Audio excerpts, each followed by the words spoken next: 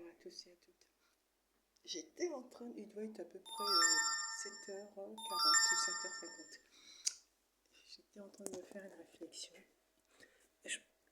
Je sais pas, bon, moi je connais pas trop l'intelligence artificielle, tout le monde en parle, mais je n'ai pas saisi tous les rouages. Je n'utilise pas moi ce type d'outils. Voilà. Et en fait, j'étais en train de me faire la réflexion. Je pense que de plus en plus d'élèves d'étudiants utilisent cet appareil-là pour produire des documents, pour rédiger ce qu'ils souhaitent rédiger. Ça fait perdre tout son sens à l'apprentissage. Ça n'a vraiment pas d'intérêt pour l'étudiant qui ne va pas acquérir la méthodologie de rédaction des documents, selon les documents qu'il a rédigés ou qu'elle a rédigés. Mais en plus de ça, ça peut se transparaître, notamment sur des demandes de candidature. Je pense à mon avis que lors d'un entretien, on peut détecter la personne qui a véritablement rédigé de la personne qui s'est saisie.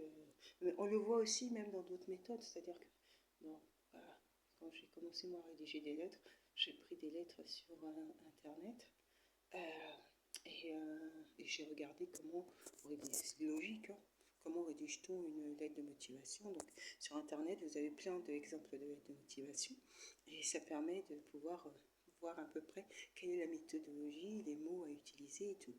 Voilà. Mais il y a un risque parce que quand on arrive en entretien, à cette époque-là, quand j'arrive en entretien, lors de l'entretien, ils peuvent détecter que la personne qui est en face d'eux n'est pas la personne qui a pu rédiger, cet écrit. Ce qui est dommage, parce qu'en fait, ça ne laisse pas transparaître la personnalité lorsque c'est empreint comme ça lorsque c'est empreint de ce qui est tiré un peu soit sur Internet, soit par l'IA, ça ne révèle pas du tout l'identité de la personne. Or, selon les documents, il y a toujours une personnalisation qui transparaît selon les documents. Et ce qui est encore plus nuisible, c'est qu'en fait, maintenant, on en vient à douter voilà, est-ce que c'est bien cette personne qui a rédigé ce document ou pas, c'est vraiment nuisible. À mon avis, les élèves devraient tous avoir à cœur de se dire, tiens, on n'utilise pas du tout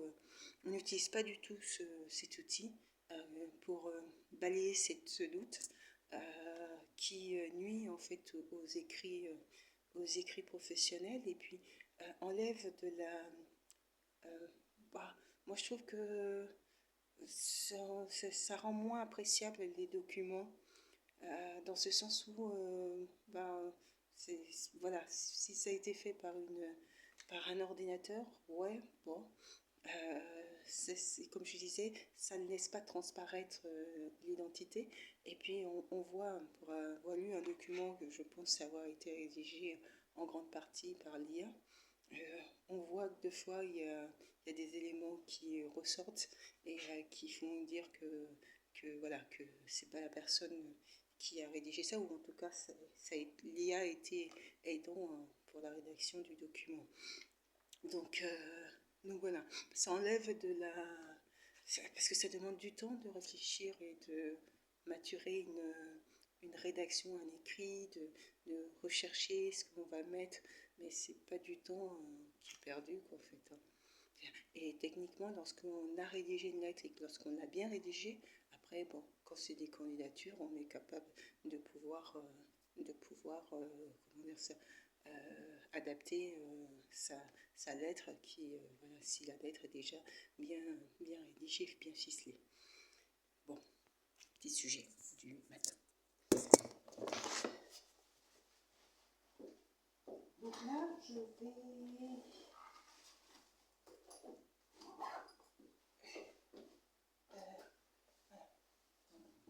Moi, je n'utilise pas du tout ce type d'outil. Je suis plutôt contente. Je suis plus contente de mes écrits professionnels qui sont plus pertinents, plus ciblés, plus impactants, je trouve.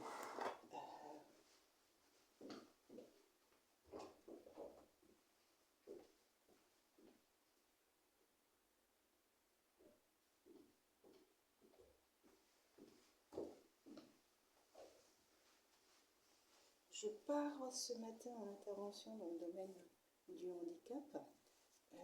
Ça, par exemple, c'est pour faire la candidature sur cette intervention-là. C'est parti d'une des stagiaires qui m'a indiqué qu'au niveau de l'association, il y avait des besoins d'intervention sociale.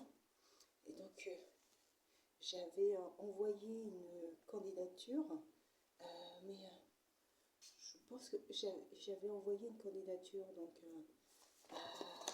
il faudra que je regarde, mais à une tierce personne. Mais quand c'est des associations comme ça, en fait, le service des ressources humaines, des fois, regroupe les candidatures et après, selon leurs besoins, ils dispatchent aux différents responsables de site pour savoir s'ils pourraient être intéressés ou pas pour le recrutement de cette personne, mon recrutement, quoi, en fait. Et donc, c'est le directeur qui a pris contact avec moi. Donc, j'avais postulé sur un autre site, même, je me souviens plus. C'était pas, en tout cas, la lettre,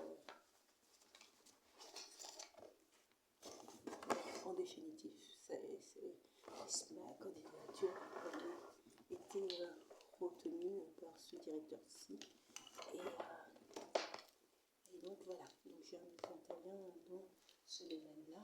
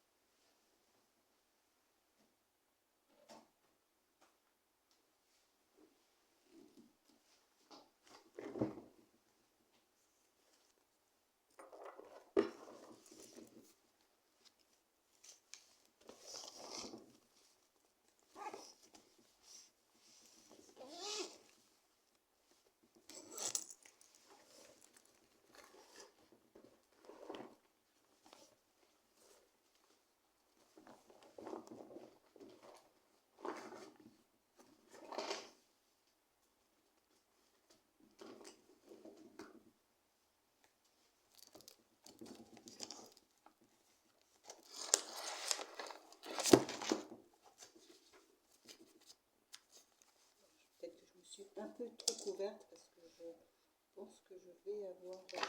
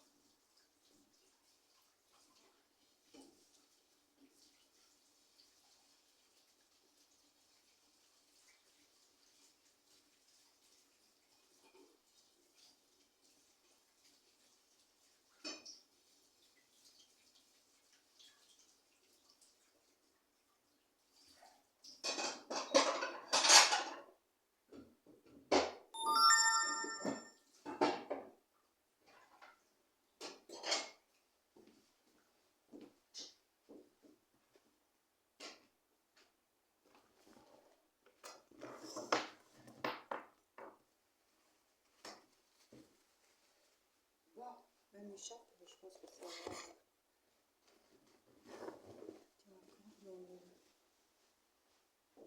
Allez, c'est parti. Je vérifie que j'ai pas laissé un badge.